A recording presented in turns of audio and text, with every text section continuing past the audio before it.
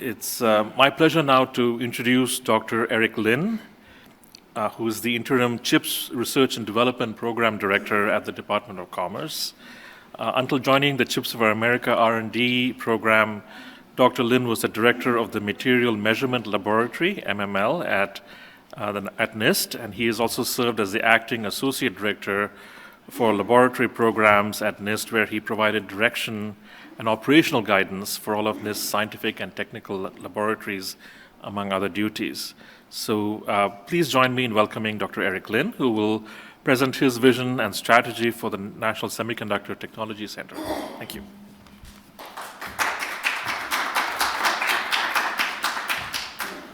Okay. Thank you very much, Sujay. Thanks everyone for being here, and thank you for the kind invitation to share what is not just myself, but certainly a whole team at Commerce working on the CHIPS R&D office programs. And just last week, we released the vision and strategy paper for the National Semiconductor Technology Center, a key component for the CHIPS R&D program. Before I get started into reviewing, to just giving you a quick overview of what the vision and strategy is for the NSTC, as we call it. I do just want to call attention to the theme of today's meeting, enhancing the regional impact of the CHIPS and Science Act. And I hope you'll be able to see that through the different components of the vision and strategy for the NSTC, that we certainly will be, there are certainly many places where regional innovation and regional activities are both critical to the success of the NSTC and the CHIPS program overall. But also there are certainly many mechanisms to be able to enhance and drive the effectiveness and the innovation space within different regions of the country.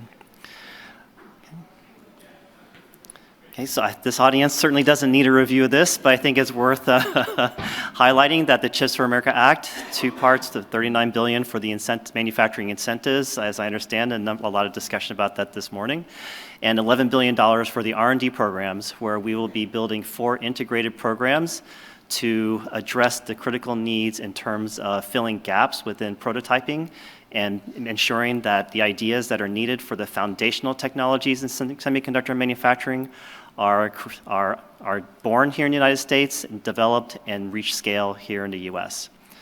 Okay, and I'll say more about what we're thinking about the overall program while still emphasizing the NSTC.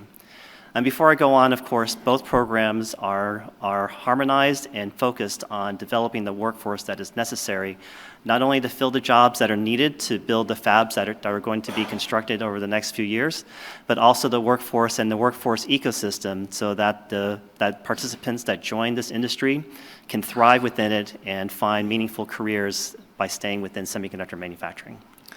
We're also working closely with our other agency partners to make sure that all the different efforts across the government are connected and with as little friction as possible, and often working with each other so that they can be elevated and supported and working harmoniously. I think that'll be a common theme as you hear, as there's a lot of components to this program. There's already so much energy in the country and around the world about both the importance, the critical importance of semiconductor technology, but also the opportunity for what is possible with how many other alternative technologies are dependent on chips and semiconductors that could be created. And so this theme of how can things be connected, how can things be amplified, how can ideas become reality much faster, are all unifying, and there's no way for a technology as complex as semiconductors to do so without a complex set of capabilities, in this case, across the nation.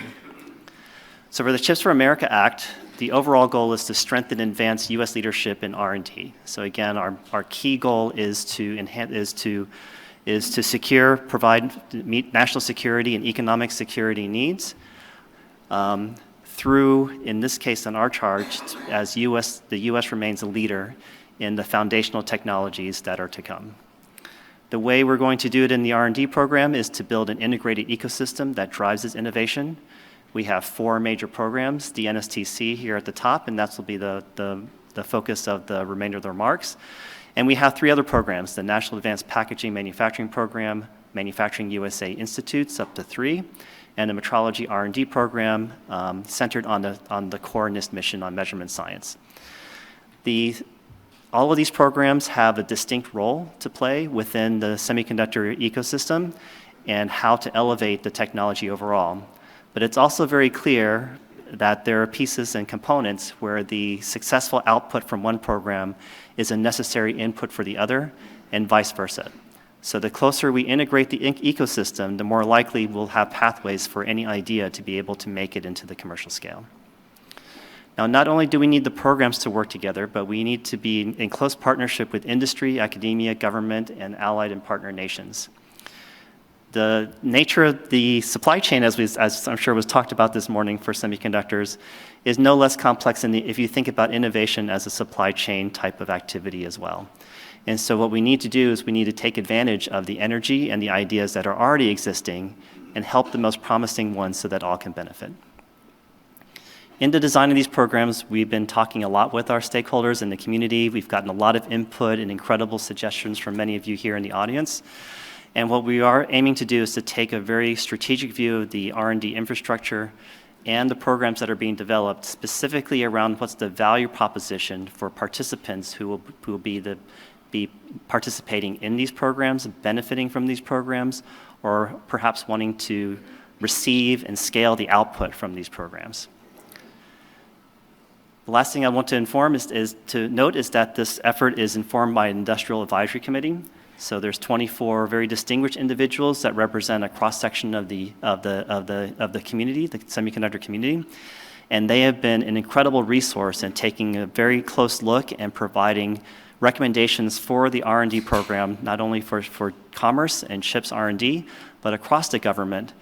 And what has been truly spectacular is that they've been taking a national interest point of view and really working hard so that the United States can achieve this goal of keeping innovation leadership here in the US. Okay, so for the NSTC, there are three basic challenges that we'll be addressing. And so we'll be looking at filling a resource gap that has been identified before the passage of the CHIPS Act around prototyping, testing, and scaling. And so we need to fill this gap so that those facilities are available at prices and availability so that the barriers for which some companies are experiencing are reduced so that their ideas can be tested. We also have identified barriers where researchers and developers, technology developers, do not have the type of access, ease of access to test facilities, equipment, or digital design tools and other resources, where if the barriers toward access and cost and time to those tools was reduced, then the number of ideas that could be expressed and the number of participants in ideas could be grown. And then without addressing these issues, while also collectively identifying the most important challenges that we need to address as a nation to lead the future of semiconductor technology, then we need to invest in the people and in the training so that the people who actually have the ideas can succeed. Now, late last year, we released a letter to the community about the NSTC. And so what we identified is the NSTC as a focal point for research and engineering throughout the semiconductor ecosystem and looking for this disruptive innovation that is on the most important technologies for the future.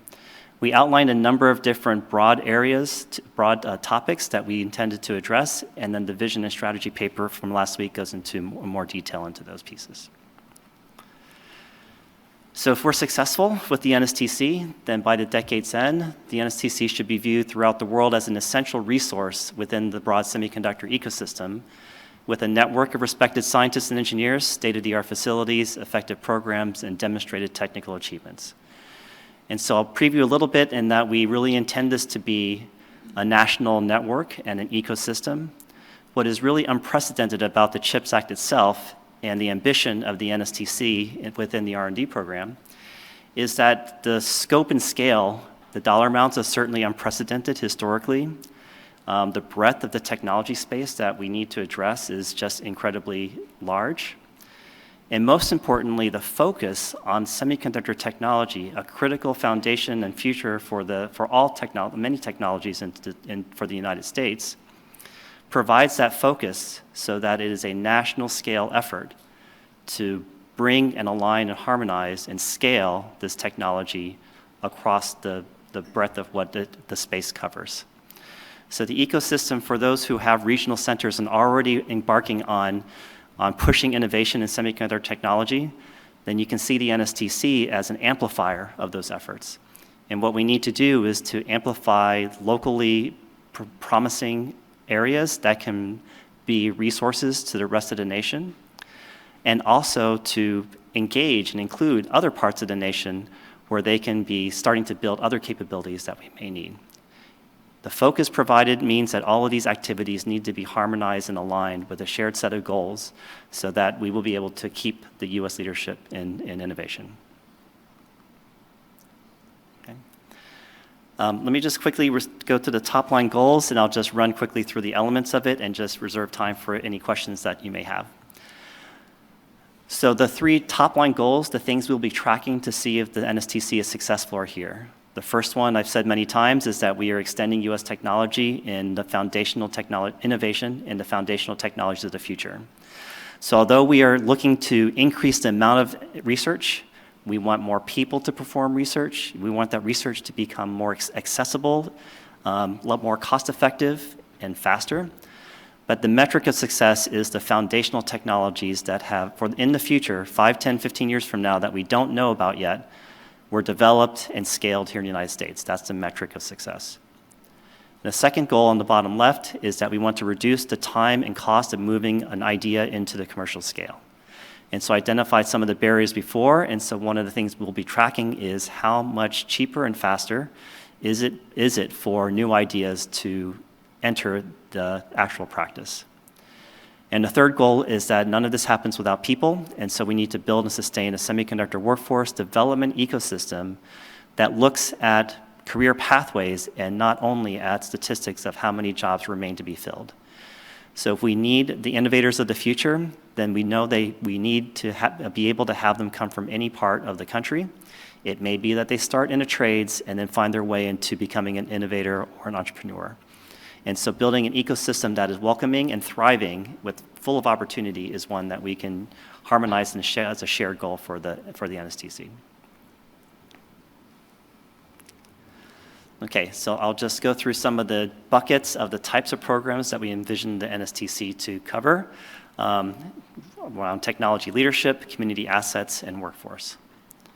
So for technology leadership, then this is really about bringing the community together and using the resources within the Act for in-house and funded research.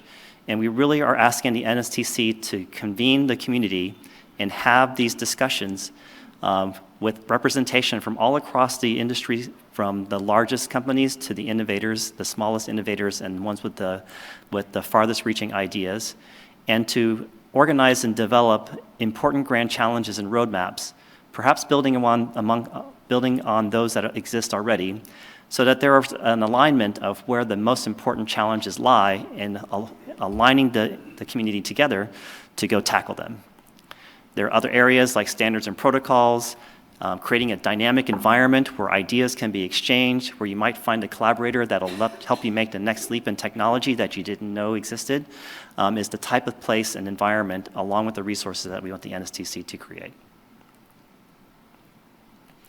Around community assets, there are a number of areas that we have heard from the community about if there were shared resources to elevate all boats, as it were, a tide that elevates all the boats, in that if there is if there is a pool of shared resources, then that lowers the barrier for entry for people who want to have new ideas.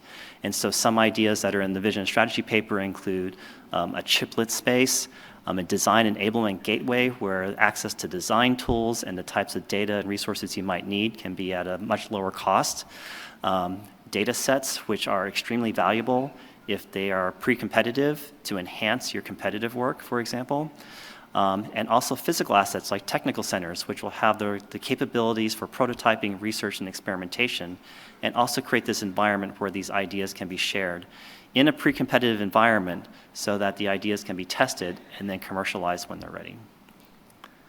Okay, so I'm going to need someone's help with that window. Okay, thank you. On these technical centers, so these are physical assets of which there's a lot of discussion about what types of resources and facilities are most necessary. And the only thing I'll point out here is that we have a category at the bottom which are more large-scale facilities for prototyping, such as a baseline CMOS R&D line or an advanced packaging pilot facility that will be supported by the advanced packaging program. And these will be intersections of many different types of efforts that are pretty clear for what those purposes are. And then we have a concept that has been suggested by many members of the community around technical centers that could be much more focused and organized around particular technology areas or different types of ideas. This is not an exhaustive list. It is not a fully representative list, and it's not a prioritization list. But you can see things like memory, power, RF and analog, or design tool focus, or bioelectronics. Like, these are just examples of where there may be a future benefit for there to be a center of capability that could draw and drive innovation. The workforce programs are really to enhance this key idea I'm trying to describe, which is to harmonize the industry as well as the educational and training institutions, so there can be an agreement on basic ideas of what is a high-quality training program. How can we know that those training programs will lead to career success and effectiveness for the company? How can we ensure and find best practices so that there's outreach to traditionally underrepresented groups? There are pockets all around the country who have no idea that semiconductor technology and the industry has all these opportunities for them. And then not only that first entry part, of course, but also to thrive and stay within the industry through career pathways. Okay. We do envision that the NSTC is a major focal point and convening body, and so we would like essentially everyone to want to be and find value in being a part of the NSTC. Whether you are just learning about technology and just gaining access to ideas and what's happening, all the way to the most experienced practitioners who can find resources and environment where they can try out their most exciting ideas and be able to take that back into their own commercialization and efforts. And so you can see this is basically an exhaustive list of everyone we can think of to be able to both contribute and to benefit from the NSTC. This chart is a little complicated, but the main thing we wanted to convey is that the government is working together to make sure that the different components, the ones that you heard about earlier today, not only from NSF and DoD, but also in DOE and other agencies, and that we are working earnestly and daily to make sure that those programs can be connected together so that there can be leveraged in ways that both benefit those resources as well as the members of the NSTC. Okay, the last section I'll have is on the governance and how we're going to set it up. I won't go into what these efforts are showing here. We'll just say that we received a lot of input from the community about the best way to organize and structure the NSTC. And the main conclusion is that the NSTC was overwhelmingly recommended to be an independent, purpose-built organization to operate the NSTC. So in order to, because of the size and scale of the program, we really needed, the community believed that there needed to be an organization that was dedicated and designed toward this purpose. It has a lot of characteristics that'll be needed. It needs to provide leadership, be visionary, a neutral party and trusted, driven by science and technology. Certainly dedicated to the public interest, and we are designing it to be long-lasting so it can be a continued engine of innovation, not just a short-term project that can fill some gaps in the near term. So the basic steps for how we're going to get there is that also last week we released a Federal Register notice that calling for nominations for a selection committee. And the selection committee will have one job, which is to nominate and build a board who will incorporate the nonprofit that will become the NSTC. So if you haven't seen that FRN, please go to chips.gov, and if you have individuals that you think could help us with this task, which is to select a board, and that board will stand up the organization. It closes on May 10th, next week, so please do send us who you think could do the best job for that. Okay. The basic structure of the NSTC, although it's national in scope, is very well within the norms of how you would run a public-private partnership and consortium. And I think I did this step already. And then let me just note that we hope that we'll be able to have an incorporated organization sometime this summer, and then we will start to build an agreement with them, building up membership, and so we are aiming for being operational. The NSTC will be able to be starting its activities by the end of the calendar year if everything works out the way we want. For other components to look forward, please go to chips.gov. You can find out more updates on both the incentives and the R&D programs. The next things that we will have coming up are publishing the summary of the RFI responses for the Manufacturing USA RFI. The metrology program is about to get up and running and to be able to articulate their strategy and their plans. And then a lot more to come through the summer into the fall. Okay, so thank you again very much for inviting me here. And certainly there's a lot of areas I hope you can see where regions can both participate and benefit and contribute to the overall focus that is the NSTC. Thank you very much.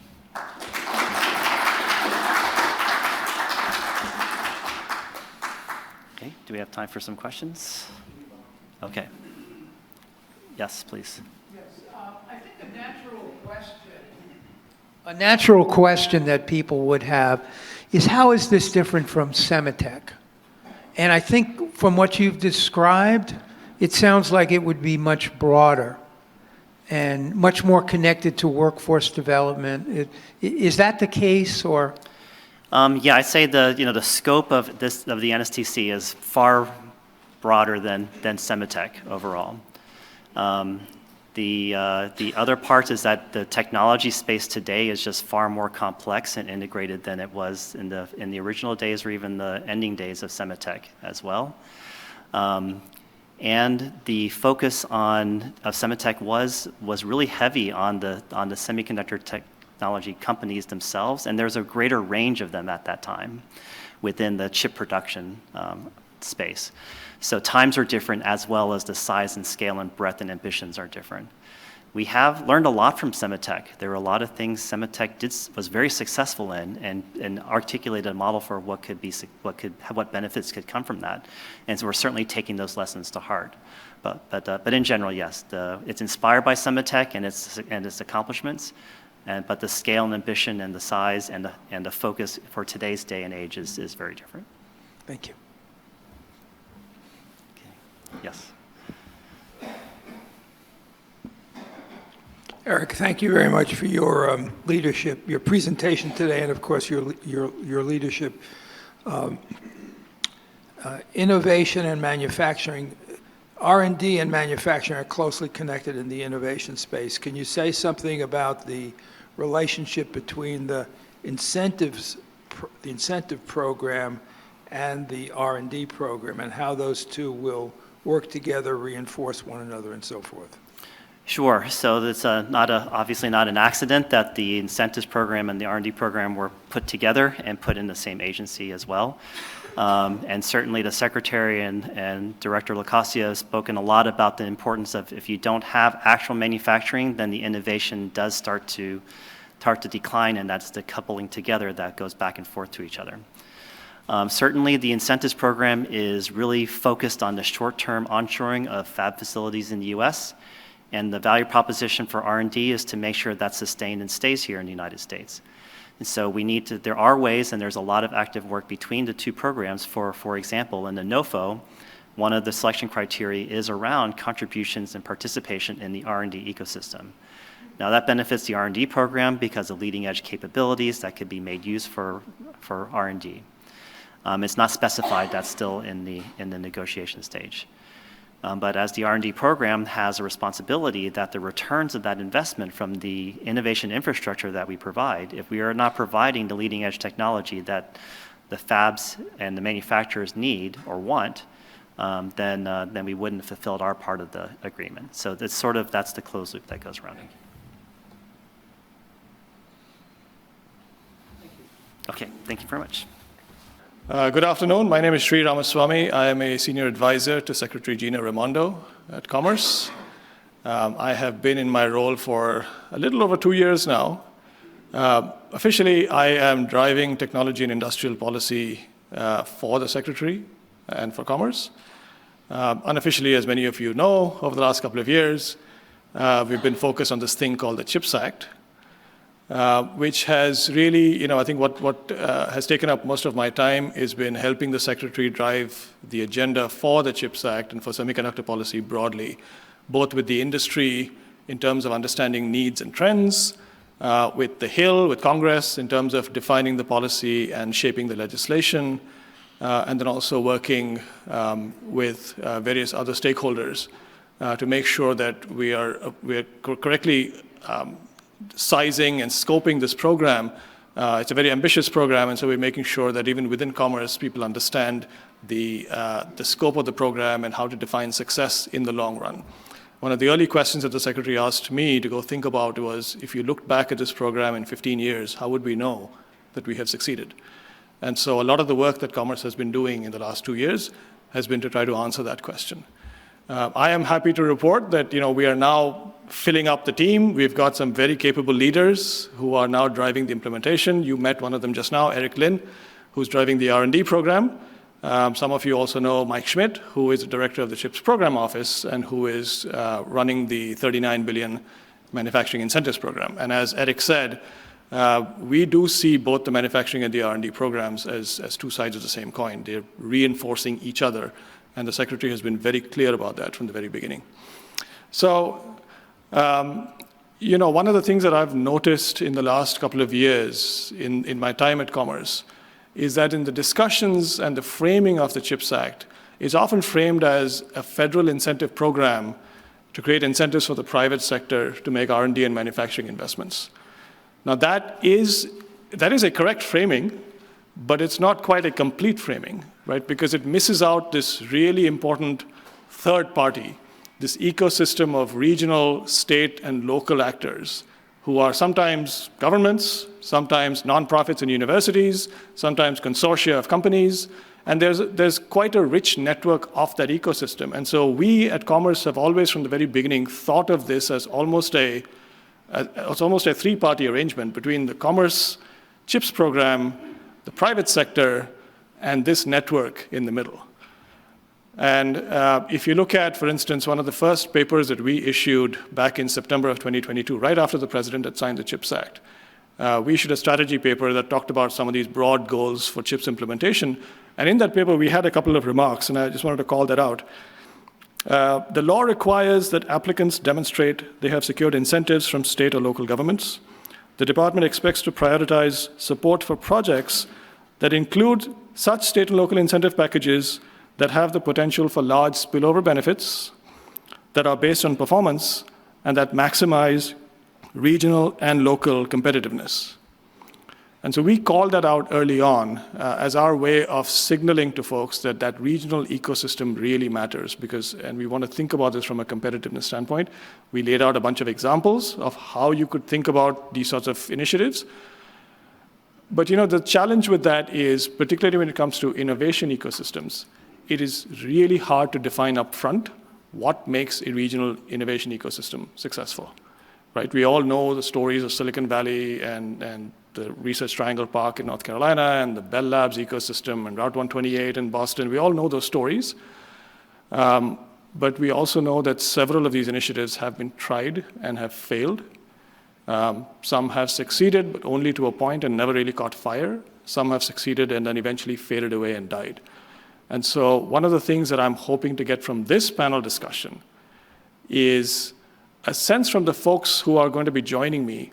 How do you solve these problems? How do you identify upfront some of the key ingredients that make a regional research ecosystem successful? And what does that mean for both the participants in that ecosystem and for folks in the private sector who will be engaging in that ecosystem, and for folks at Commerce and the federal government who will be part of that arrangement to think about how to build these partnerships?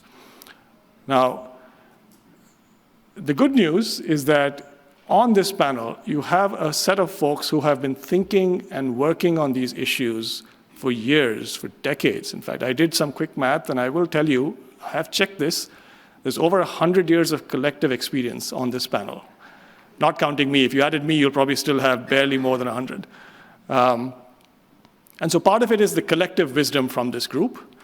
But part of it, I think, also is the fact that each of these individuals is unique in a certain way, both in terms of their individual expertise and their experience, and in terms of the organization that they lead or represent.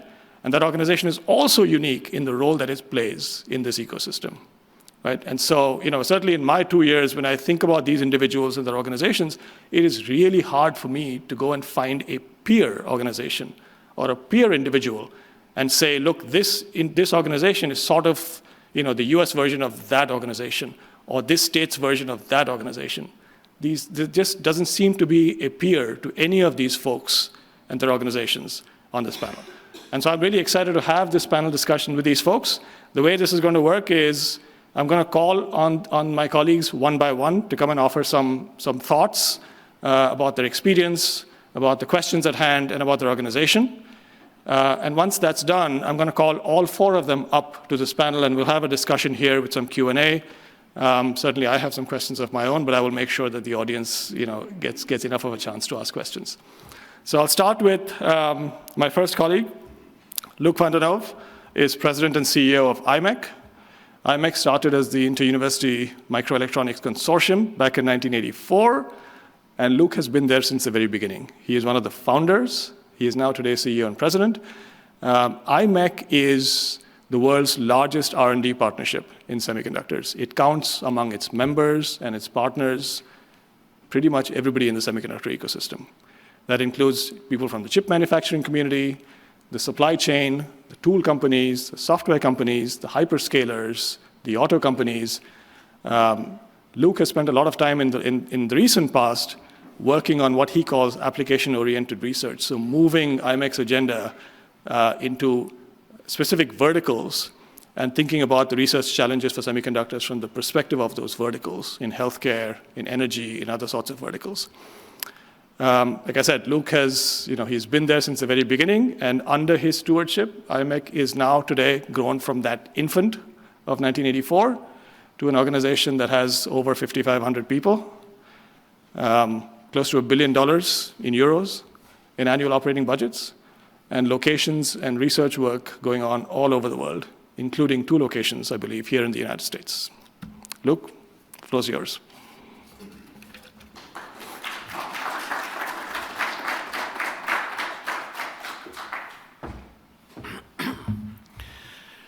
Thank you, Sri.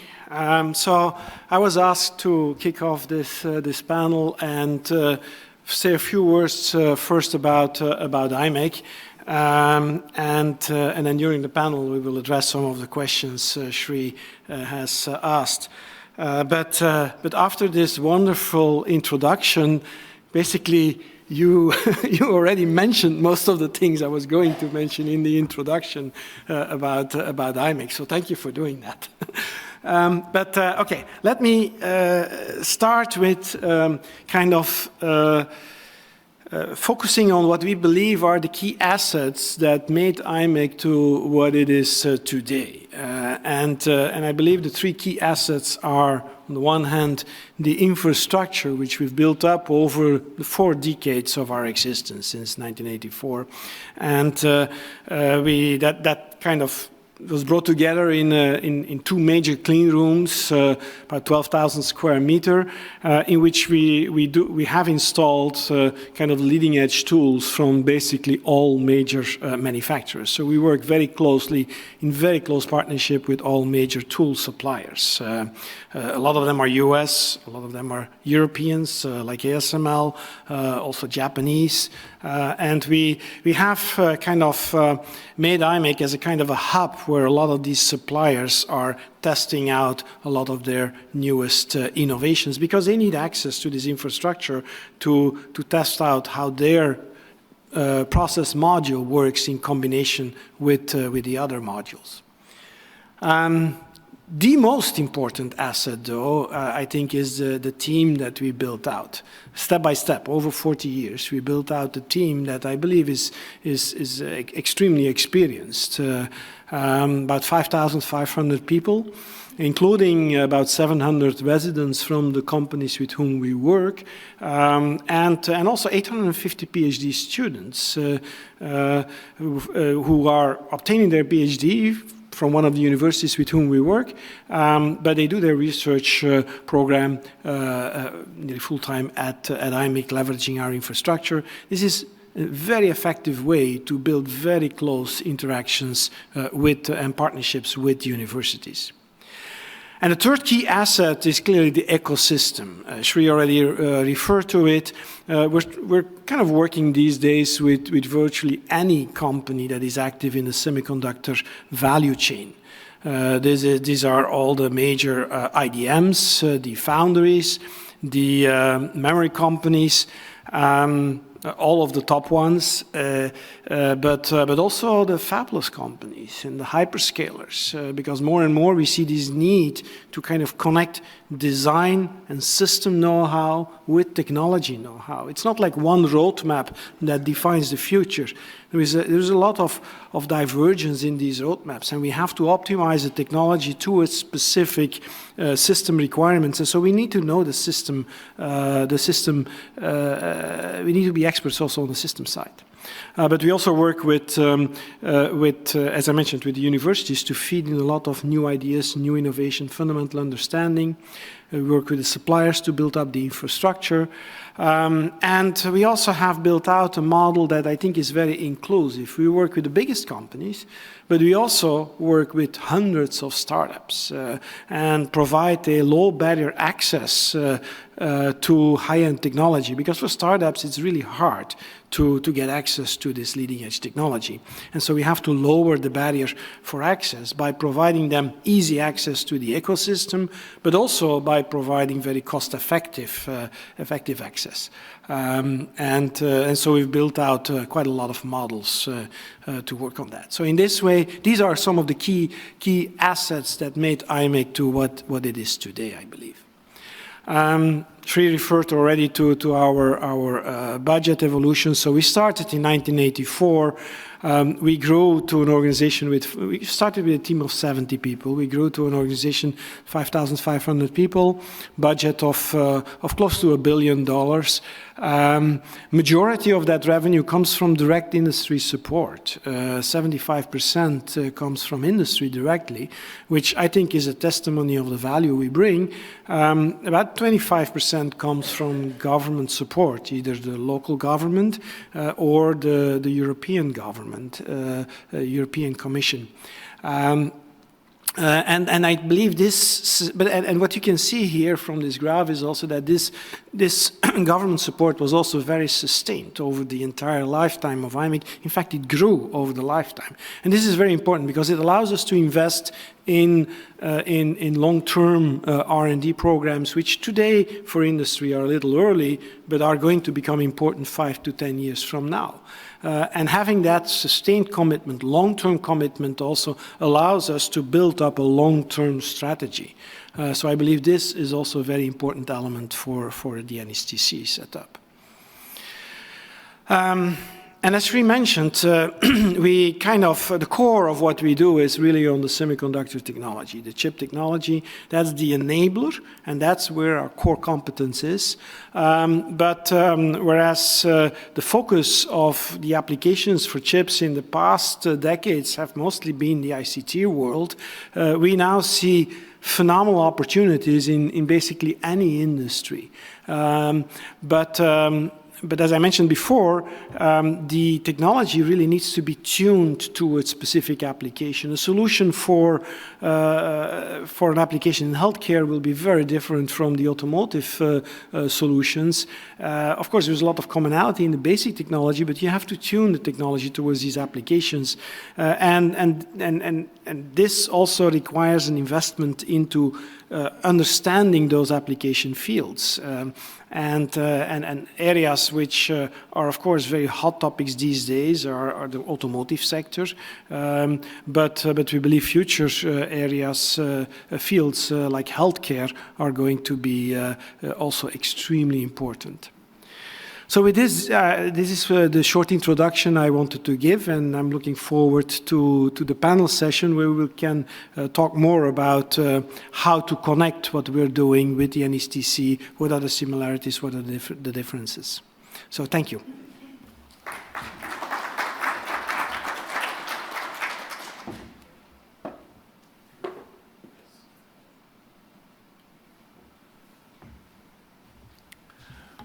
All right, thank you, Luke. I'd like to call on Dave Anderson next. Dave is the president of NY Creates.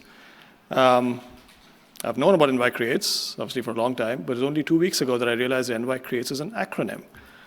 And it stands for the New York Center for Research, Economic Advancement, Technology, Engineering, and Science, correct? Yes.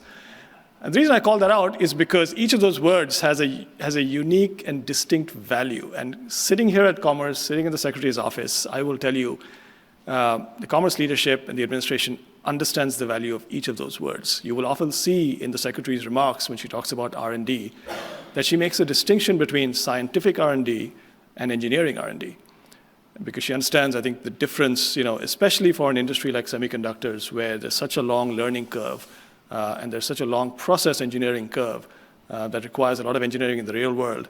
There is a difference in commitment, there's a difference in capital, there's a difference in the incentive structures that you need to provide for the different types of R&D programs.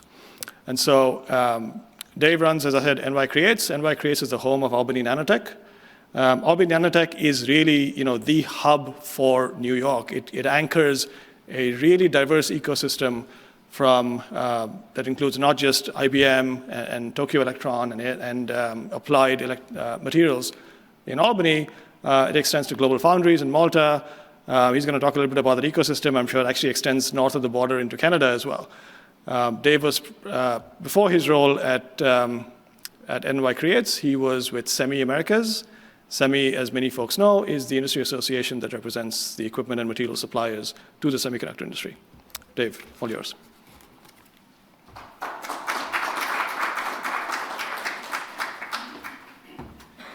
Thanks, Sri. It's a pleasure to be here and represent New York Creates and all that we're doing, but also to hear all the other speakers and panelists on what's going on and how we're supporting the overall CHIPS Act, but most importantly, from the perspective of what we're talking about today, the NSTC, the National Semiconductor Technology Center. So I was pretty pleased this morning when I came in to see a few copies of Chuck and Thomas's book, Regional Renaissance, How New York Capital Region has become a nanotechnology powerhouse. It really talks about the clustering effect and the importance of that and how it evolved in Albany and how we've really become that center of technology for New York. So I thought if I get any difficult questions today, I can just look up the answer in this book.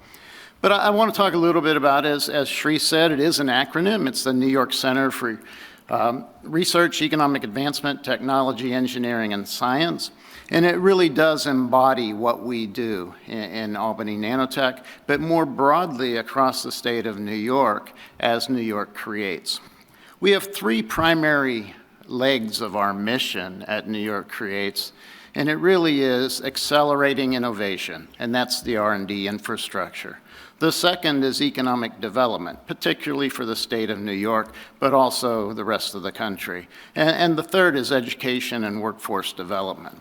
So I have the advantage of having Taffy go earlier, so if you were here and saw her slides, she talked a lot about the innovation ecosystem that is engaged in Albany Nanotech, including our major industry partners of IBM,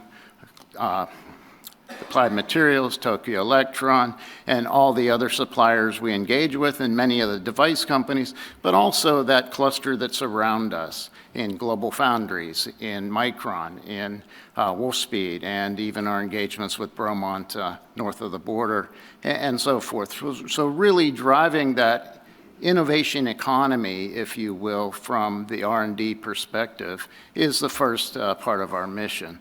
The second, then, is economic development. And New York Creates actually operates about 10 sites across the state of New York. And the most relevant, of course, to NSTC is Albany Nanotech, the site in Albany, as well as our assembly, test, and packaging facility for photonics in Rochester. And it's part of the AIM Photonics Institute. But really, as we heard earlier about the Silicon Heartland, and we heard a lot from Micron on why they selected New York. I think what we're finding from a clustering effect, it's not just in the Albany capital region, but that Interstate 90 corridor has become a very attractive expansion of that cluster because of the likes of Global Foundries, Wolfspeed in Utica, Micron building in Syracuse, Intel in Columbus, the likes of Analog Devices, TI, on Semiconductor further to the east. That I-90 corridor is very attractive for suppliers of both equipment and materials and other consumables and other engagements with the industry to build that cluster across that. They can only be a few hours away from any one of those companies. So the state of New York is uniquely located, the upstate in particular, to service all of those companies at the same time. And that's really our economic development focus, is bringing jobs and the economy back to upstate New York. And then the third is education and workforce development. Our genesis is from the University of Albany. We have SUNY Polytechnic University on site, which embodies the College of Nanoscale Science and Engineering, so CNSE. And that is actually being transferred back to the University of Albany. So we've, over history, gone by these names. So when you think of SUNY Poly, you think of CNSE, you think of UAlbany, and New York Creates, it's all that entity there in Albany. But in addition to our engagement with university researchers, not just from the SUNY system, but other major research universities across the country, we also engage with community college and technology training programs, not just for technicians, but also for the workforce in the construction trades and so forth that are required to develop that further ecosystem. And we also house the New England Advanced Technology Education Center for technician training. And we've initiated what we call VetStep, which is a program bringing returning veterans from the industry into the workforce. So really an engagement across all of those activities. If you look to Albany Nanotech in particular, which is the most advanced public-private research center for semiconductors in the US, you find that as you listen to Luke, we have very similar capabilities. We have a 20-year history of R&D partnerships. We have over $15 billion of capital investment in this site with about 150,000 square feet of clean room, very similar in size. And, you know, litho capabilities down through current leading edge in UV with full 300 millimeter flow. So we really have capabilities that others in the US do not have. We also have a successful history of managing consortia programs. The last programs of Semitech were embodied in our facilities. We are the home of the AIM Photonics Manufacturing Institute for the Manufacturing USA program. And we have other academic partners and other research programs that are going on there. And in addition, we do have a long history of advancing and identifying industry breakthroughs. So really what we have there is a core capabilities that support many technologies. We have multiple partners on site. Taffy showed, I don't know, a couple of dozen of them, and there's even more, working on different technologies, but they're all leveraging a shared access facility at the Albany Nanotech site. So we're very well known for advanced logic processing, thanks to IBM and other partners that are driving that. But we've developed next generation memory technologies, neuromorphic computing and quantum computing technologies. We're working on bio devices. We have a full heterogeneous integration line, both in Albany and in Rochester, to support advanced packaging, integrated photonics through the AIM Photonics Institute, and also working on future technologies like quantum and other areas. In addition to that, we've supported power electronics for Wolfspeed and others. So really a broad array of technologies that we work there, but it's all done on a full flow 300 millimeter line that is one of the largest facilities in the US for R&D. So as Luke talked, and we get many questions all the time, well, how does New York Creates compete or compare to Imec? And that's a really interesting question, and I thought I'd try to answer that, and thanks to Joe for helping with this. But, you know, Imec scope is really looking out 10 plus years in many cases. N plus 4, 5, 7 nodes out. So they're doing a lot of unit process, a lot of research, core development, narrowing the field of potential possibilities. As Luke said, driven by end market application and what are the technologies that need to be developed to identify that. You come to New York Creates, we're working in the 4 to 6 year time frame, so N plus 2, N plus 3, where we're taking that narrowed scope of technologies and applying it to research that's going to be closer to manufacturing. So yes, we have some overlap. We certainly have capabilities that overlap, but our direction and objectives are very synergistic. And so it's really interesting to be here with Luke today and talk about those synergies. But I'll leave it at that and say thank you.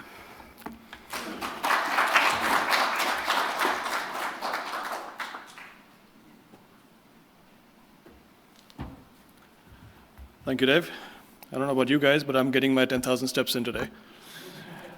I'd like to introduce our next colleague, Dorota Grejner-Brzezinska. Dorota is a distinguished university professor at The Ohio State University. She has anybody who knows her would know she has a long and pioneering history of research in global positioning systems and global navigation systems. She's also one of the leaders of OSU's Knowledge Enterprise, which is a program to develop the research capabilities of researchers and research teams at OSU and also expand OSU's research portfolio and expand the societal impact of that research portfolio. She has been a member of the President's Council of Advisors on Science and Technology. President Biden recently appointed her to the National Science Board. But what makes it especially exciting for us to have her here today is because of a relatively new organization for which she is the driving force, and it's called the Midwest Semiconductor Network. This is a coalition of universities driven by OSU with the goal of setting up a wider ecosystem in the Midwest to focus on research, training, and capability building across the ecosystem. This is exactly the sort of coalition that Commerce envisions as being core to this wider CHIPS agenda of building regional ecosystems that have scale and sustainability over time. Dorota.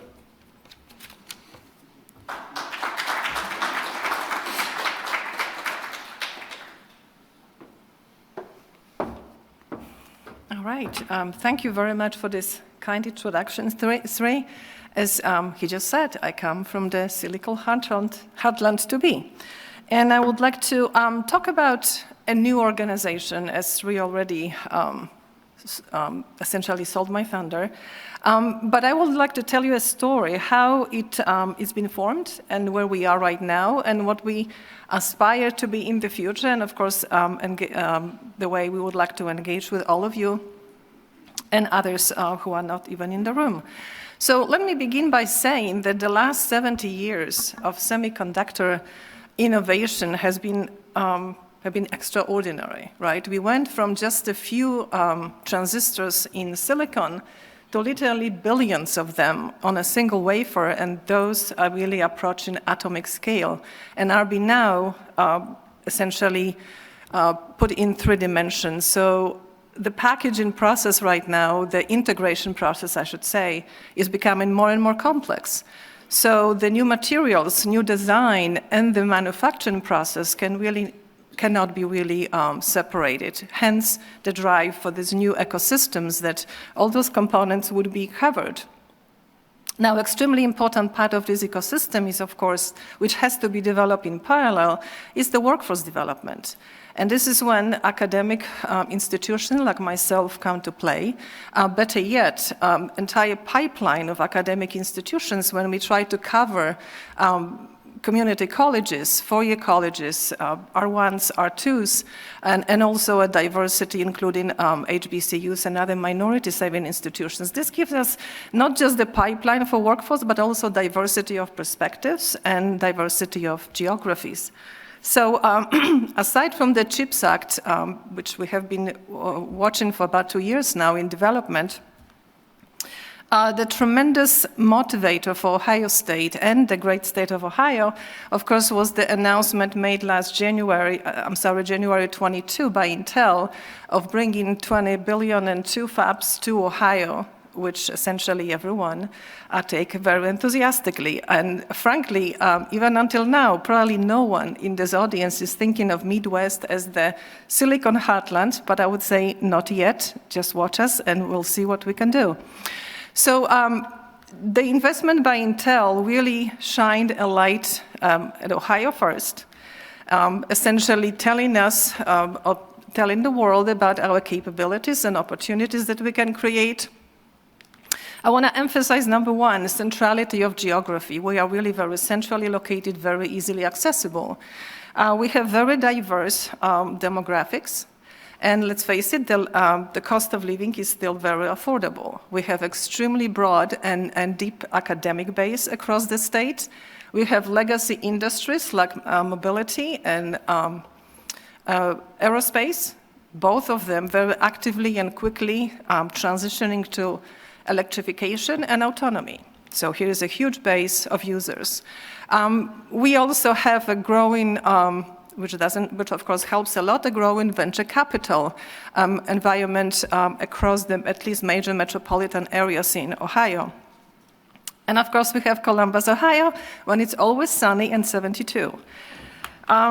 So after the announcement coming from Intel, we took a good close look at what Ohio State can do, and of course started working across the border, well, not yet across the border, across the county borders with the schools in the state of Ohio, trying to understand how collectively we can put together our expertise, our experience, our instructions, but also the training facilities. And of course, those of you who work with academics, you know that most of the time the research institutions have just about who focus on semiconductor would have just about a good base for research and development, but not exactly for training, right? So the shortage across the state and across the region and across academia generally is the access to fabs. So again, bringing Intel to Ohio and the region is a tremendous opportunity for not only state of Ohio, but also other universities and our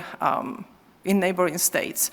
So after we took a closer look and determined that Ohio State has really great history of really doing research across the stack from physics to materials to design, we actually, and of course producing a very advanced workforce at the engineering to master's to PhD levels, we realized that of course this is not what the industry wants immediately. The industry, particularly the new fabs, would really need about 3,000 or more technicians to start with, and maybe entry engineers. And over time, of course, the R&D environment is needed, and of course, the well-developed advanced workforce would be needed. So with that, like I said, we started discussions internally within the state of Ohio, academics, economic development, and the government. We assessed the capabilities, and then academics sat together and said, well, you know, if we want to have a Silicon Heartland, then we need to look into beyond Ohio and see what we can do partnering with others. We fully understand Intel is first, but not the last in the region, and not everything would go to Ohio. There will be also supply chain, there will be users, there will be other industries. We've heard this morning from industry partners, from Intel particularly, that a lot of companies are talking to them and they want to move to the region, which is great news.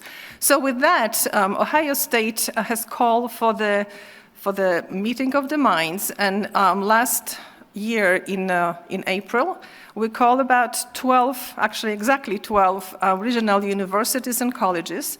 We looked to the state up north we always fight with, I won't even use the name, and Indiana plus Ohio. So 3 states came together, about 100 participants, academics and academic leaders.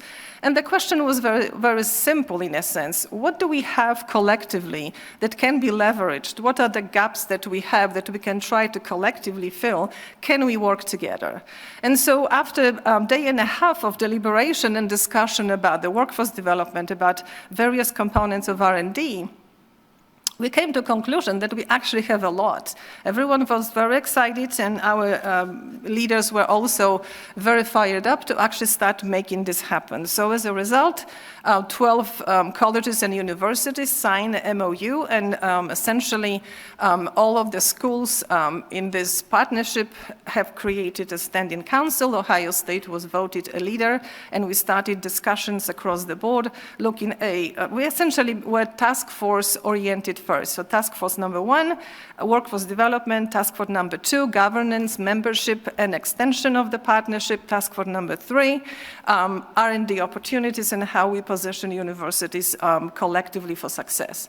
Now, having said that, I want to emphasize that I personally and many of my colleagues follow the mantra that collaboration is the new competition, and not, of course, everyone will agree with that, but we brace up for patience and we brace up for demonstrating that actually collaboration can bring much more value than competing all the time. So anyway, with that, I wanna follow. After signing the MOU, we have essentially started discussions. Like I said earlier, what would be the platform when we can put together our assets in terms of curriculum, in terms of the infrastructure, and in terms of the development. Of course, what helped State of Ohio and Ohio schools was the significant investment from Intel, and I want to recognize that almost $18 million now invested in 3 years in 8 large curriculum development projects and some research projects. 80 colleges and universities from the state of Ohio are involved in those projects. So building on that, and the budding partnerships, we actually call for the next workshop just past March 2023. And this time, we really squarely decided to focus on workforce development as a lower hanging fruit for all of us because it probably requires less competition than usual R&D competition. We all went to Lorain County Community College, which is the central location in the area. But this time, I want to tell you, we had 150 participants, and it was academia, economic development from a few states, and also a number of representatives from industry. Now, by that time, I want to also emphasize we have had 20 plus members, and by today we have 31 members, and we have grown to 5 states. So let me show you, I think I have a geography now. This is the membership. This is the way for us to innovate at scale and speed. This is really through partnerships, and the geography is shown in this slide. You can see the names of the universities and colleges all across 5 states. We added Illinois, we added Kentucky, and also I'm sorry, in Illinois and Kentucky, we had 3 states at the beginning. I still don't want to say Michigan, but I did already. Anyway, so you can see the pipeline is very clear there. Community colleges, a number of HBCUs. They are 4-year colleges, they are R2s and R1s. And all those organizations are eager to collaborate and eager to create. We're currently actually working on that collective platform when we can provide the curriculum that we have. Some of the universities already have some of those programs. Ohio State is one of them. We are launching a number of stackable certificates just this fall and working on degree program. So what is the structure? I want to emphasize that the MOU did not really put any money obligation on anyone. This is purely voluntarily, and it's driven by academics right now. We've got to the conclusion very recently that, based on volunteering is great, but we need to have permanent staff, and Ohio State is planning to hire a permanent person, at least 1 or 2 to start with, to essentially breathe and drive this MSN and drive the development and partnership establishment over the next couple of years. So I mentioned we have a standing council, but this is just an advisory body. Now with 31 organizations, we needed a smaller, more agile organization which could actually be able to make decisions. So we have established governing board. This is a decision-making body, and again, Ohio State was voted to lead as a lead institution. We just established the industry board in April, and essentially the objective is to bring industry to help us jointly create a value proposition which is the best for industry. Our ongoing activities, as you can see in the slide, really is this development of the information sharing platform I mentioned. We want to be the one-stop shop for industry, everything in one place. You could see who we are, what assets we have, what courses we teach, and how you can stack the certificates and towards degree programs, and how we also work across the institutions. We also have I mentioned earlier, task force, which is looking into opportunities, how the network as a whole could participate in large federal opportunities. And we right now are working on the proposal to NSF, which is essentially just crafted for organizations like ours. This is all about networking in semiconductors. And I want to close by showing you the 6 logos. I want to also emphasize that just this morning, Jim Evers called me and he said Intel Corporation is no longer in process. They actually are a member of our advisory board.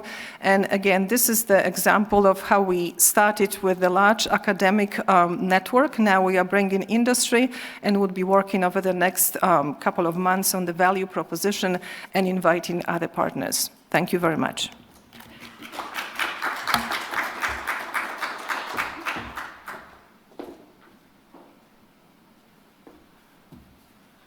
All right, thank you, Dorota. And finally, let me ask Phil Singerman to come up. Phil doesn't need any introductions to this group, but I'm going to introduce him anyway. He's been a trusted advisor on regional economic development to many policy institutes, to many technology initiatives. He has more than 35 years of technology-based economic development experience. He was the first CEO of the Ben Franklin Technology Partners, Southeastern Pennsylvania, also of the Maryland Technology Development Corporation, both of which, if you don't know, are 2 of the longest lasting public-private partnerships in technology development and economic development in the US. He was at Commerce for many years. He was the Assistant Secretary for Economic Development. He was also at NIST for many years. NIST, as you know, is the official home of the CHIPS program here at Commerce.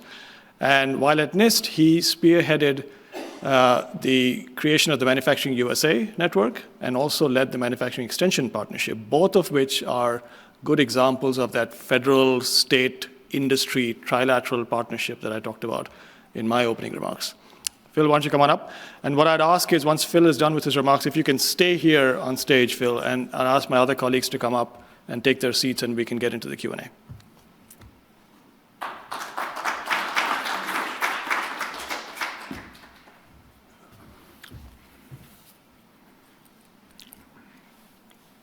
Thank you, Sri, for actually introducing me. I appreciate that. I always like a little shout out.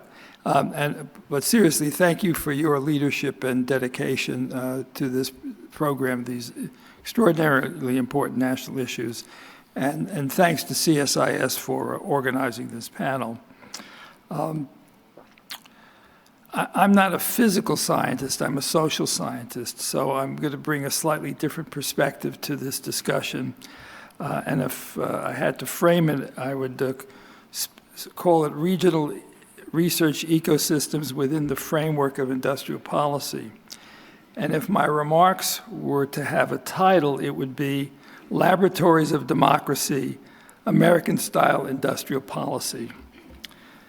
Although we sometimes question whether the United States, and in particular the national government, has pursued industrial policy, specifically the anointing of individual companies as champions and then providing special privileges. Taiwan's development of TSMC is an example. It is true that since the inception of the Republic, states have aggressively pursued such policies. You don't have to go back to Alexander Hamilton to ask about industrial policy. Just ask the governors of New York, Ohio, Texas, and Arizona. They all practice it. What the panels have described today is industrial policy, American style. And in this context, it is useful to remember that the 10th Amendment of the U.S. Constitution states, "The powers not delegated to the United States by the Constitution, nor prohibited by it to the states, are reserved to the states respectively or to the people." The phrase laboratories of democracy was popularized by Supreme Court Justice Louis Brandeis in his 1932 dissenting opinion in the New State Ice Company versus Liebman. You can look it up if you'd like. It's very interesting. Brandeis wrote, "There must be power in the states and the nation to remold through experimentation our economic practices and institutions to meet changing social and economic needs. It is one of the happy incidents of the federal system that a single courageous state may, if its citizens choose, serve as a laboratory and try novel social and economic experiments without risk to the rest of the country. For over 50 years, a handful of states have been the drivers behind the locations of semiconductor fabrications. These happy incidents of courageous states fundamentally limit the locations where the federal government will be able to support the fabrication of new fabs with CHIPS funding. The leading role of states is actually, states in determining locations is actually written into the CHIPS legislation. Eligibility for financial assistance from the Commerce Department requires an applicant to have been offered a covered incentive, a subsidy from a governmental agency. Already, Ohio has committed to Intel $2.3 billion and counting. New York has committed $6.1 billion to Micron.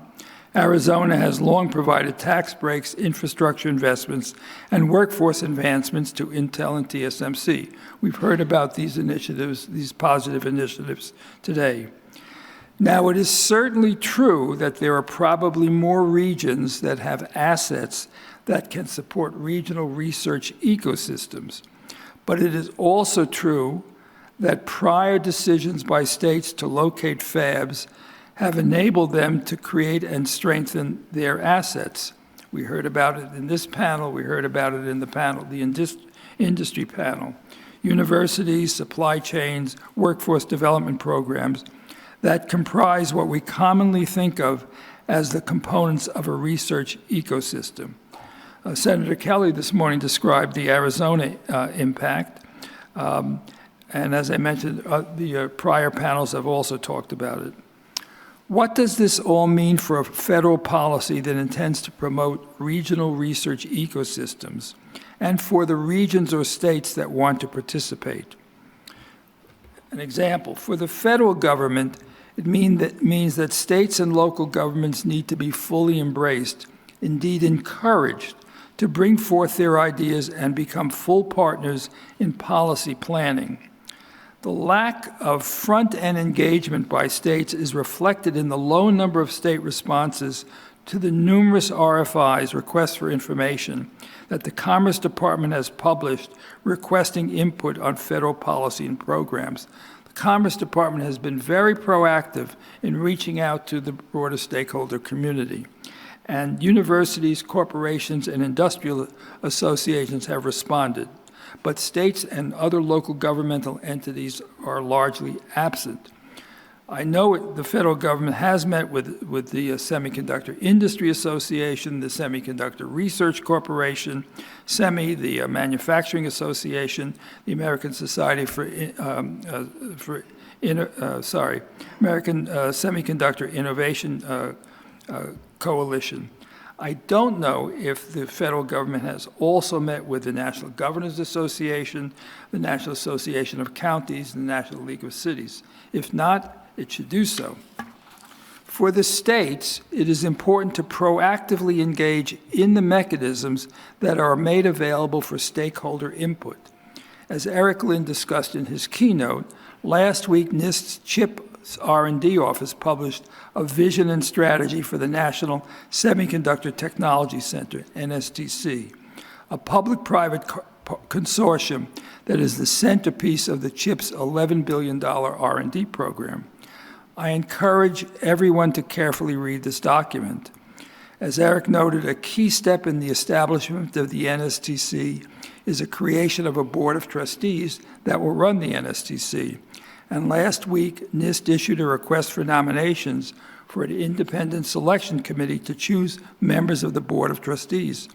The deadline for nominations is May 10th. Here is an opportunity for states to have influence. They should take advantage of it. States also have a leading role in the implementation of the CHIPS Act, both in the fabrication incentives and their relationship and impact to the regional research ecosystems. That will be a subject for the discussion of our panel as we move forward. Thank you very much.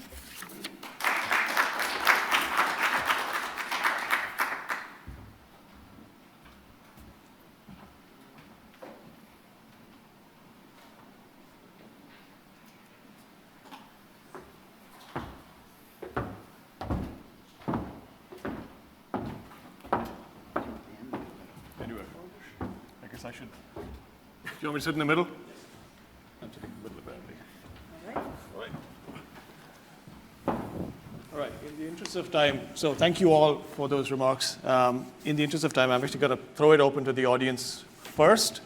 I do have a bunch of questions, but I think we have a break right after this, so I'm going to make sure that I keep these guys here to ask my questions. But any questions in the audience first? And if you have any, please introduce yourself and your organization first, and then ask your question.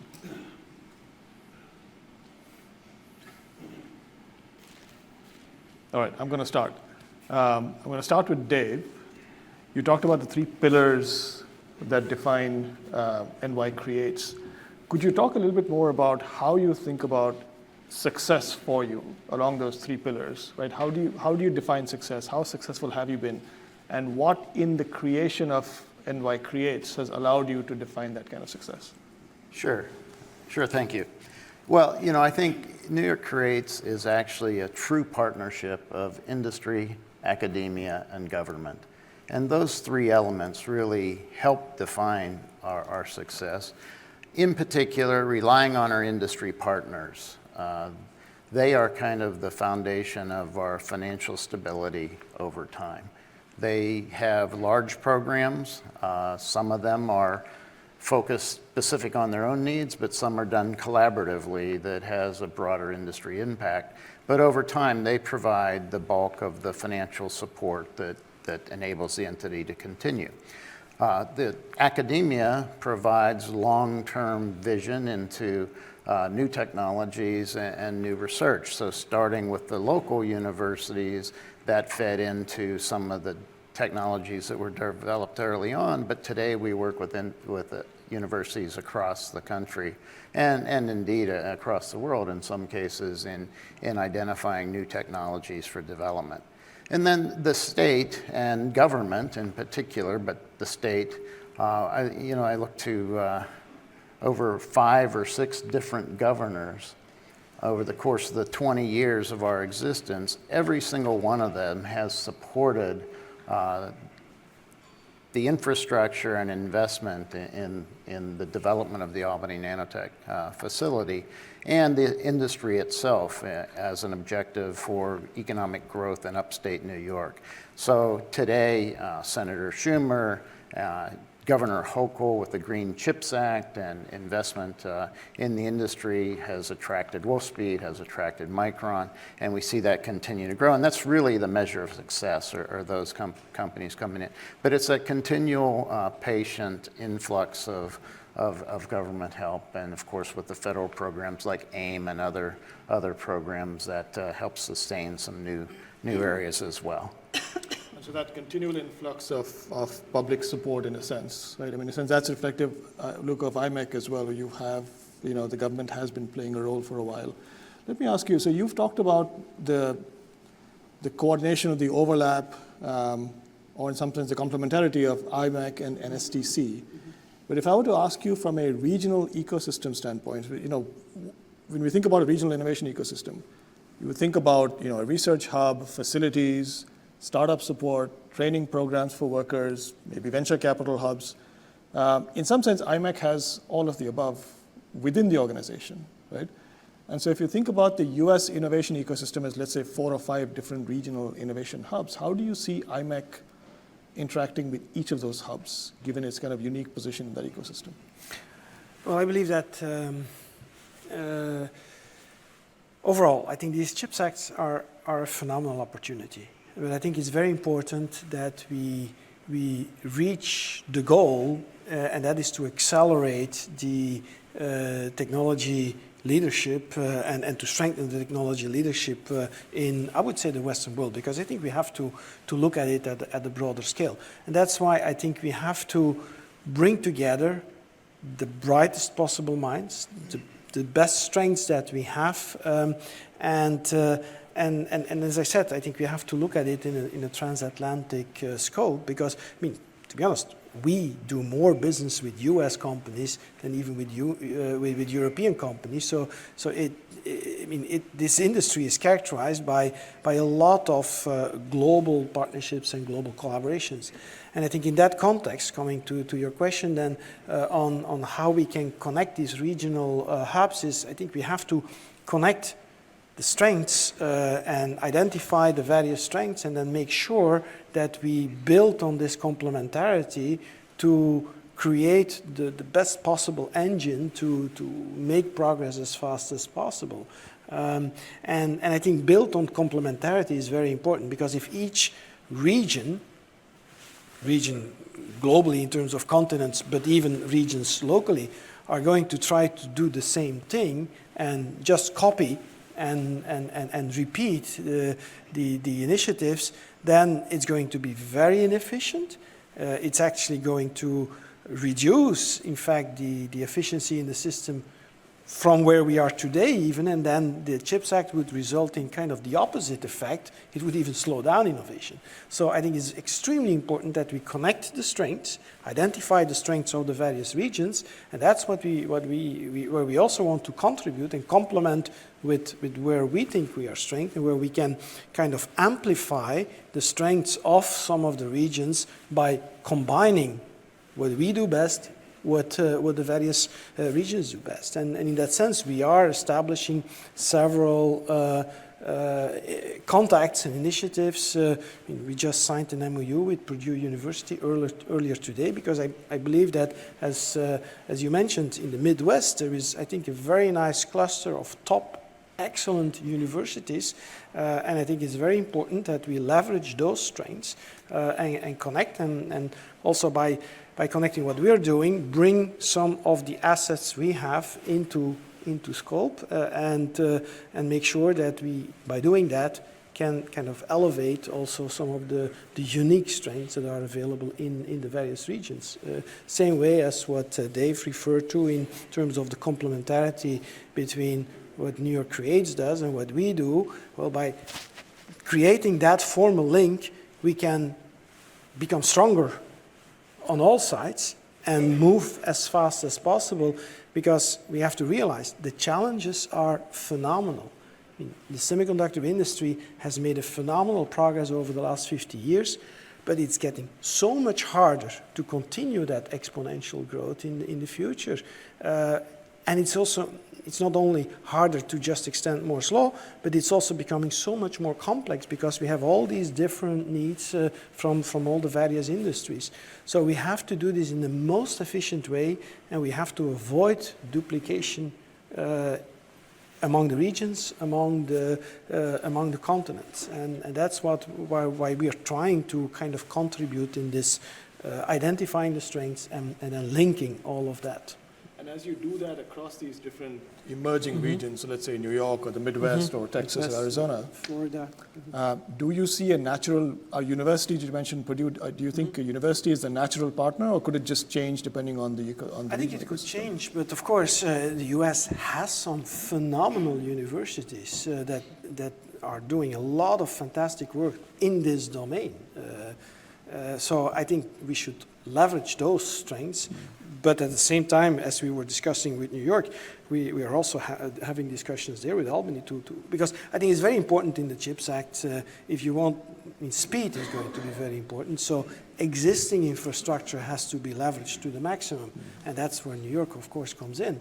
And that's why I think making sure that the agendas of New York and what we do and what the universities do, the regional centers do, we have to make sure that they are fully complementary and kind of bootstrap each other.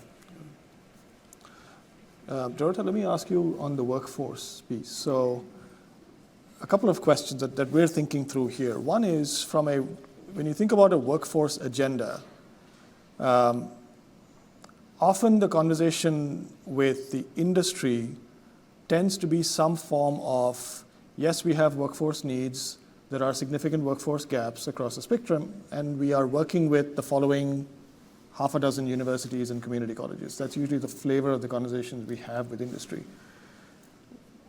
So the path to scaling some of those, what works and figuring out how to scale is not always clear from a workforce development standpoint.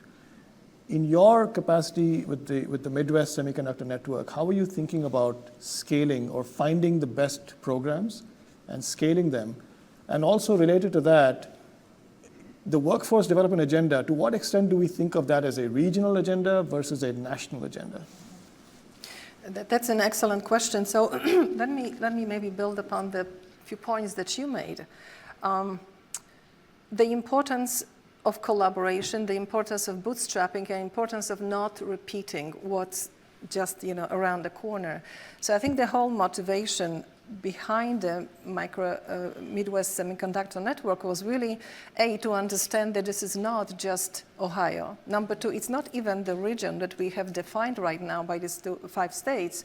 It's essentially a nationwide problem, right, that we are challenged, that we're trying to solve. And it's not going away in 5 years. If we are to reshore the semiconductor industry, we need to beef up our R&D to take over, again, US leadership as we used to lead. And then at the same time, of course, have the workforce for today and tomorrow. And that requires not just a simple pipeline, it requires a broader aspect of what skills are needed by industry and at what level. And it's not just semiconductor industry, it would be more. This would be also supply chain and it would be users, right? So we are thinking more globally, so to speak, in terms of the who we need to train. So again, going to the pipeline, which is necessary, but it has to be coordinated. And this network is an attempt to coordinate, right? What do we teach and what skills have to be acquired at the community college level? Some of those students would continue to 4-year college, right? Some of them would just go directly to industry, but at a certain point, well, I would say right now, not even at a certain point, we also need skilled workforce in terms of PhDs and masters, right? Those who create innovation, those who drive innovation, those who work with industry and understand industry needs. As we said before, academia brings forward solution to problems which are curiosity-driven. We are now switching more to essentially problem solving, right? Problem solving or problem-driven. And this is when the intersection between academia and industry happens. And this is when we also need to understand that specific set of skills and qualities need to come from the workforce that would be educated by this network. I also want to mention, but someone mentioned earlier, standards, right? Standards of education as well. You cannot just have every different region or every different school teach something different, right? We need to understand what skill set is required and then consequently implement this within the region and potentially elevate to national level by the central organization such as NSTC. So the standards point actually brings up, a conversation that we are now trying to have with the industry to say, look, yes, we understand that there are needs. We also know that industries do their own, different companies do their own training. It would be useful for us to try to understand in the industry's experience what has worked, what is not working, what are the most efficient ways to train workers, what training programs yield the most productive workers. So, our hope certainly is that that information starts to become available, even if it's not publicly available, it's at least available in some kind of aggregated fashion. So we can identify the best programs out there and then figure out how to scale them. But you do see a difference between Ohio State going this alone versus Ohio State going as part of the Midwest Semiconductor Network. What's the difference? Oh, absolutely. I mean, Ohio State, as great as we are, right? We can't right now produce technicians, right? We are really, really good in, like I said earlier, essentially we cover the whole stack. We start from physics to materials through design and integration, right? And we are strengthening those capabilities and grow the capacity now because, again, of the opportunity.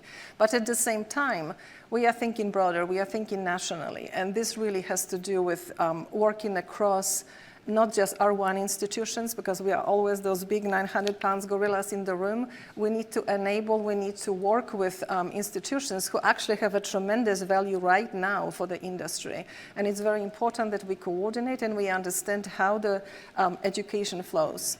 So by working together and listening to industry and working in sync, I think we can be successful, and we will be successful this way. Great. Phil,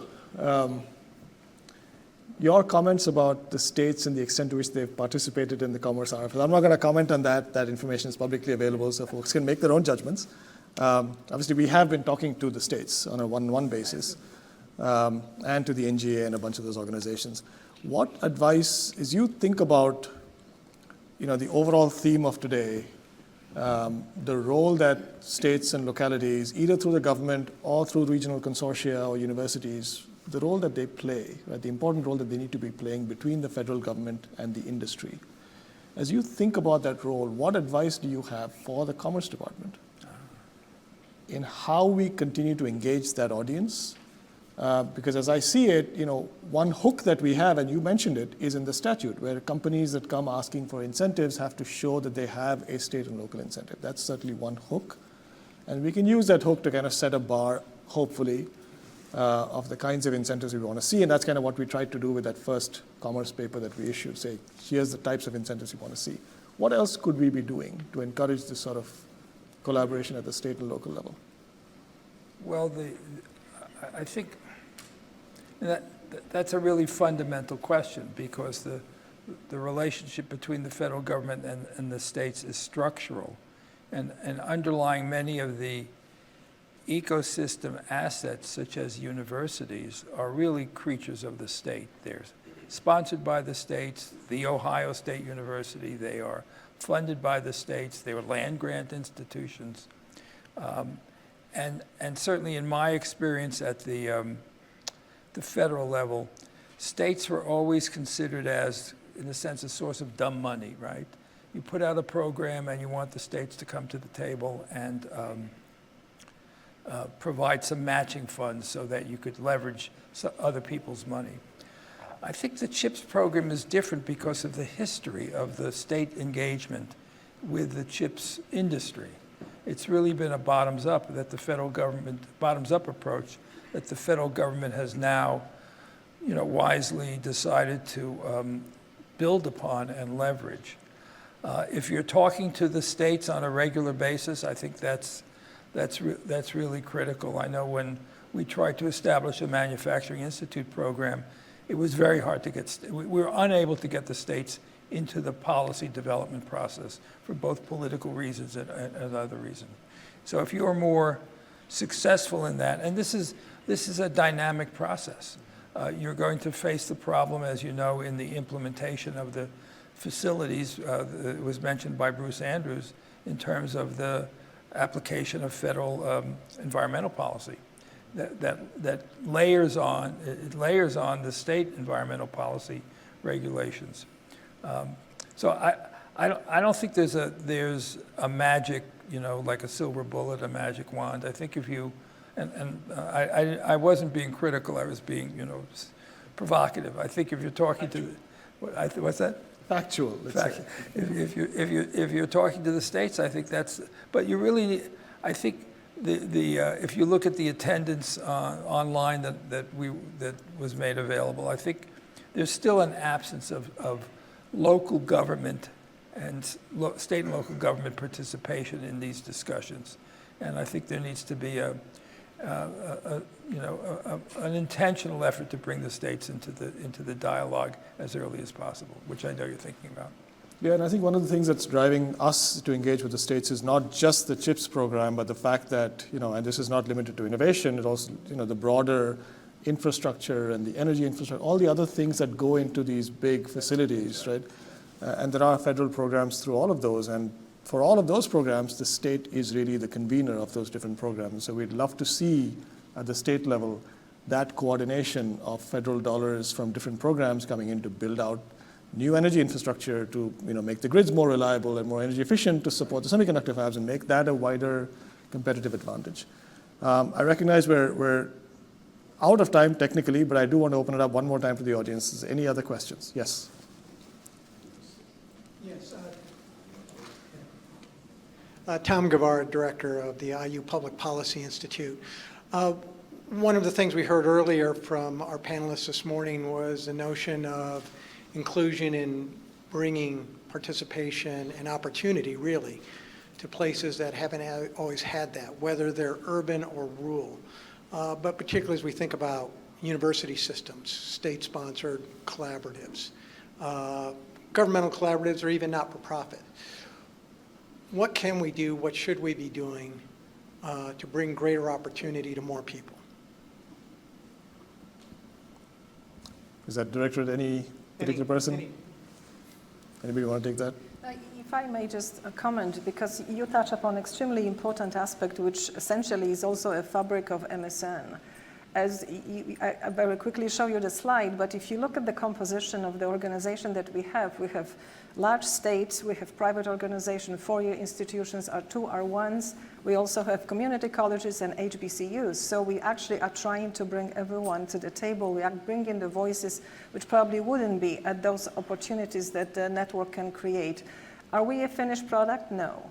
But we are working really hard to make sure that we bring in the intellectual capacity across the board. And then we know that it's important for industry as well. And like I said and showed earlier, we just established industry board, and we're going to continue along those lines. I might add to that from a state perspective in New York. If you look at what New York has done for upstate, which was, part of the textile industry, a couple hundred years ago, the Erie Canal and all that brought to the region. Now it's really considered part of the Rust Belt. And so bringing a company like Micron to Syracuse area is truly going to be a reinvigoration of that region. And that was not an overnight success. That was 20 years of planning and investment, not just by the state, but by the local economic development groups, the counties and so forth, preparing shovel-ready sites for companies to come in and have the available water, electricity, workforce, and so forth. So it doesn't happen overnight. It really takes some strategic investment to reinvigorate the region and prepare it for those companies to come in. And in the case of upstate, having a focus industry that they're trying to attract, which creates high-paying jobs over the long term. So I think it really takes the local communities, the local community colleges, the university systems, and the state, and now with the federal investment, it should accelerate that. And I can certainly tell you, I think, adding to that, from the federal standpoint, from the CHIPS office standpoint, there's many ways you can think about expanding the participation in CHIPS to a wider network of underserved communities or underrepresented regions. One way is through the workforce pipeline, as Dorota was talking about. Another way is through the supply chain.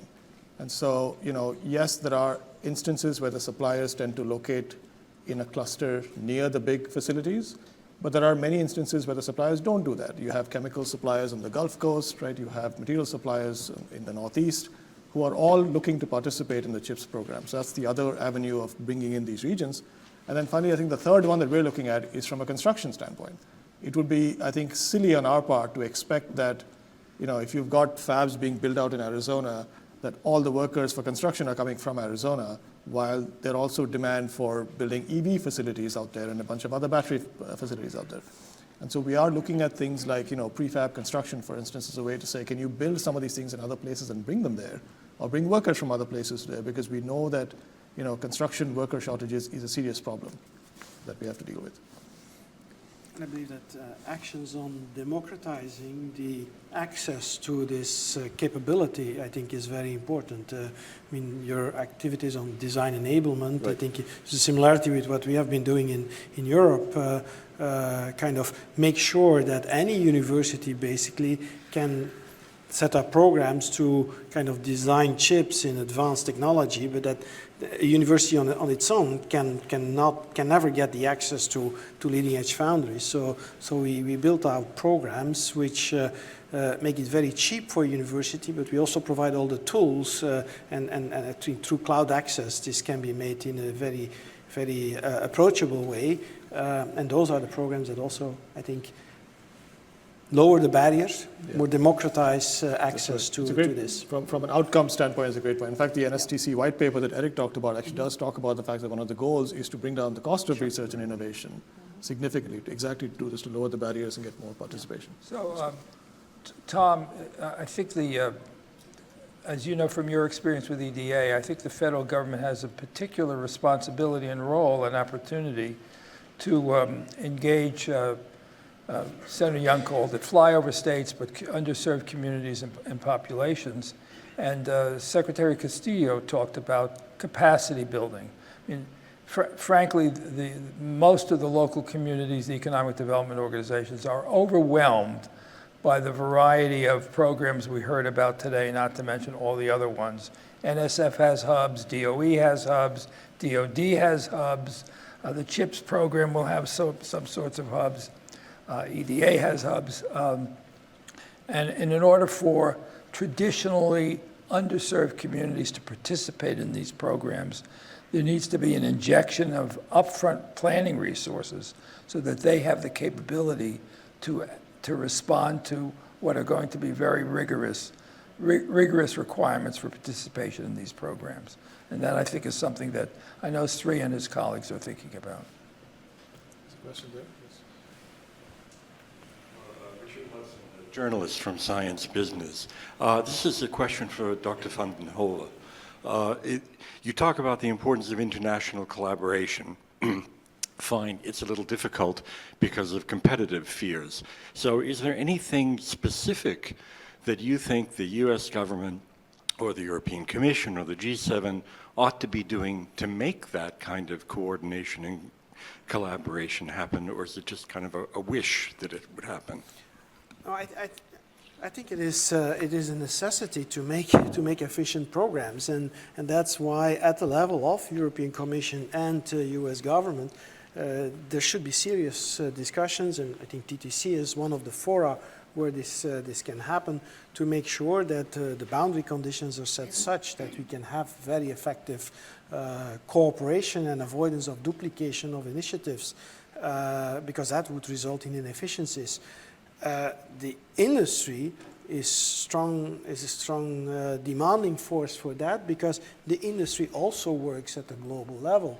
The supply chains are global, so I think it's very important that also on the R&D and innovation side we promote this efficiency in the system. And I don't see fundamental barriers for that, and I also see a strong willingness in Europe and in all our discussions here to enable this as much as possible. Yeah, and I think certainly from a federal government standpoint, yes, I mean, the TTC is one platform where these issues are discussed. There are other discussions between the US and EU governments, also with the government of Japan, for instance, there are discussions going on there as well, right? And also with the Koreans, trying to figure out R&D collaboration. So yes, I think there is a lot of that kind of contact. It's still TBD and exactly, do you need an official framework or an official agreement of some sort, or is it better to just have government-to-government enabling of conversations throughout the value chain? Yeah. Yes. Hi, Matt Preston with Deloitte, supporting the design of the NSTC. So my question is actually for all of you, for your respective regional clusters that you've built, and especially, for example, the MSN, who is also in the sort of design phase. How, in the design of your various organizations, how have you been thinking about collaborating outside of, so for example, MI Creates working with Imec, or Imec working with MSN? How do you, and then all the manufacturing USA institutes, like how do they I guess, collaborate outside of their various spheres? I can start with that because, we have the AIM Photonics Manufacturing USA Institute, and it truly is a national collaboration. And there are some international participants in the manufacturing institutes as well. But we coordinate with universities all the way from MIT to Santa Barbara and everywhere in between. And so it truly is a national collaboration for both companies as well as universities and other member organizations that are participating in that. I think as we look forward in NSTC, certainly New York Creates is working with universities across countries. Our members, our industry partners are global from all regions. We've had discussions with IMEC, LEDI, the Korean Institute of Advanced Technology, the Japanese companies about collaborations there. So I think, as moving forward, we need to focus on cooperating across regions, not just across the nation, but internationally as well. We need to take most advantage of existing capabilities and drive those to get a quick start and engagement on the NSTC and not try to recreate duplicate capabilities. And I think we have to be prepared to be engaged for the long haul, from an investment standpoint, both from industry and government as well. If I can add, I think it's a very important question, and I think it's something that deserves much more time and debate, but I believe that cooperation is should be much more than just talking together. It should be real collaboration, and with that we mean having locations where we put people together, where we mix teams, where we really work towards really joint research agendas. So it's more than just talking, it is forming real joint initiatives. And I think that's what should be the ambition when we say, well, we need true global collaboration. And we certainly have the ambition to enable that and are prepared to work together. That's what we are discussing with some of these initiatives. So perhaps the last question. In putting together an NSTC, leadership is going to be important.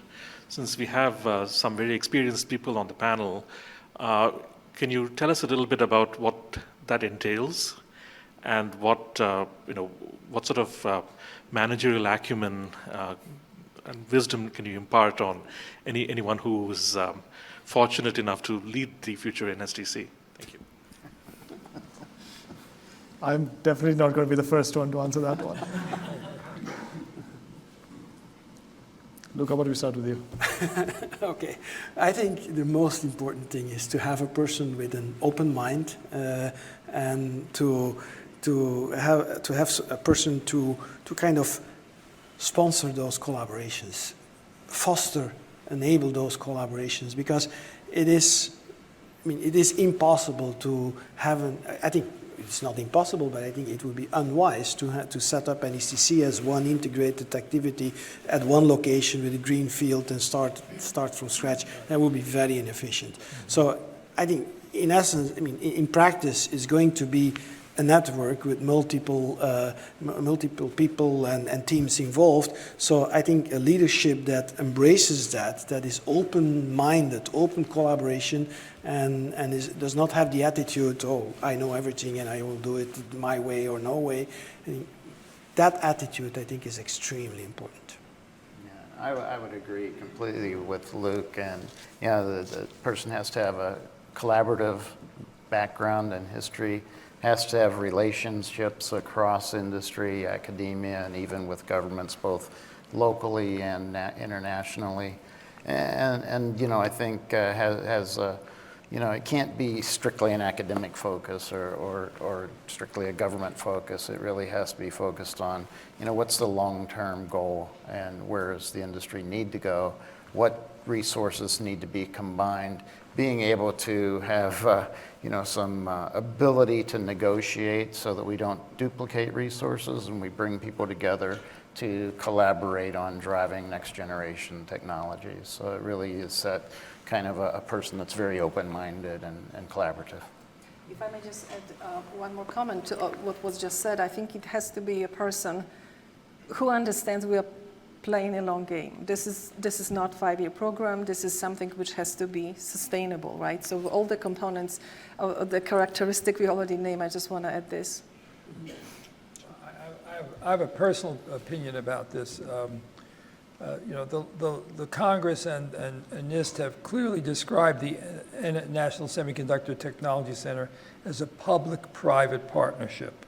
So it pursues public goals with a private orientation, private managerial, but this is not a private sector corporation that will have everything within its 4 walls, which will be a top-down organization. the comments that the panel have just made about the perspective, collaboration, engagement with stakeholders, with others. That reflects the public side of the enterprise, and I think it's critical. And whoever she or he is who is selected to run the organization will have to assemble a team that reflects those capabilities and that perspective. Yeah, if I could maybe, so there is a tension between, is it an organization that pursues public goals with private partnership or private goals with public support? That's right. And there's always, when you hear people describing what a public-private partnership is, there's always a little bit of that nuance, right? And there is a tension there, and I'm glad you articulated the way you did. And so you do need somebody who knows how to bridge that tension, I think. And it is striking now that you asked the question. If you look back in history at these successful initiatives, all the way going back to the Second World War, how much of it is driven by the individuals, right? Like, who drives this thing? And sometimes it's serendipity. And we certainly hope that I think we find the right person. But it's a good question. That's something I'm going to have to mull over for a bit as well. Chuck, last word.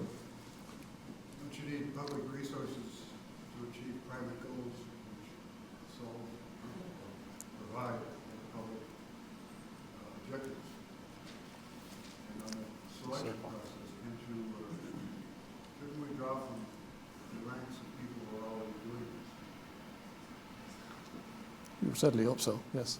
I'm quite serious. Yeah. People run both the research center and the private sector. I'm fearful Phil's point is a good one. If we bring a hard-driving corporate type, then he will be a hard-driving corporate type. Yeah. That may not be what you need.